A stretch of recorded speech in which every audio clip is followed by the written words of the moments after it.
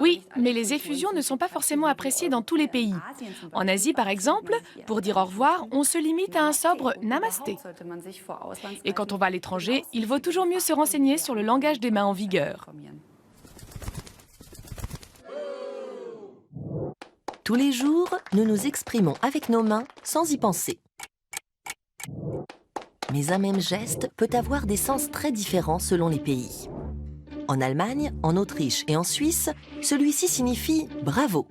Mais en France, il veut dire « zéro ».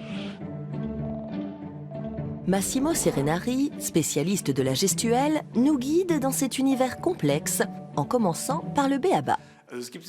Il y a des gestes qui se comprennent partout. L'exemple classique où on ne peut pas se tromper, c'est dormir.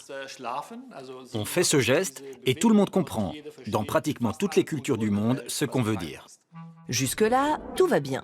Mais avec le geste de la figue, on risque un terrible malentendu. Au Portugal et au Brésil, il porte bonheur. En Europe centrale et de l'Ouest, ainsi qu'en Chine, c'est un geste obscène qui figure le coït. L'histoire du sens des gestes varie donc selon les pays. On peut affirmer que dans de nombreux cas, la signification des gestes vient d'un mouvement concret. Prenons un exemple simple. Quand on se brûle la main, on a le réflexe de faire ce mouvement pour la refroidir.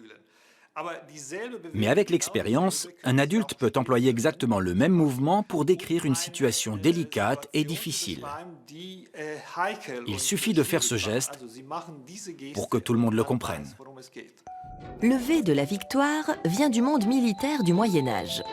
Quand ils capturaient des archers anglais, les Français leur coupaient l'index et le majeur pour qu'ils ne puissent plus tirer à l'arc. Et quand les Anglais remportaient une bataille, ils narguaient l'ennemi en montrant leurs doigts intacts.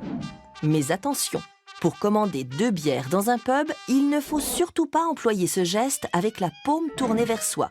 En Grande-Bretagne, c'est une insulte.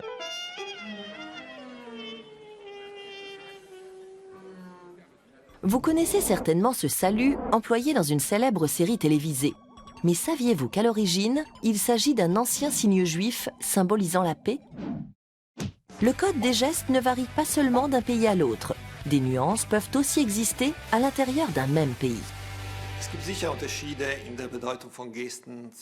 Il y a également des différences de sens entre l'Est et l'Ouest, et je pense notamment à l'ex-Allemagne de l'Est. Ce geste, par exemple, est pratiquement inconnu et incompréhensible à l'Ouest. Mais si on interroge des habitants de l'ancien Berlin-Est, on apprend qu'il signifie qu'une personne est médaillée et fière de l'être. Les seuls signes internationaux sont ceux qu'on utilise en plongée. Pour cause, ils peuvent sauver la vie. Comme celui-ci, ça ne va pas. Ou danger. Ou encore, des questions ?